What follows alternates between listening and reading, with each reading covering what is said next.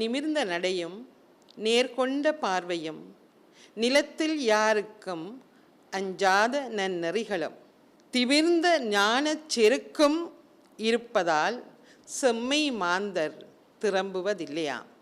ஆம், பூவுலகில் பெண்ணாய் பிறந்த ஒருவர் ஒரு அன்னையாக, ஒரு மகளாக, ஒரு பாட்டியாக, ஒரு சகோதரியாக சமுதாயத்திற்கு எவ்வளவோ பாரிய பங்களிப்பை செய்து கொண்டிருக்கின்றார்.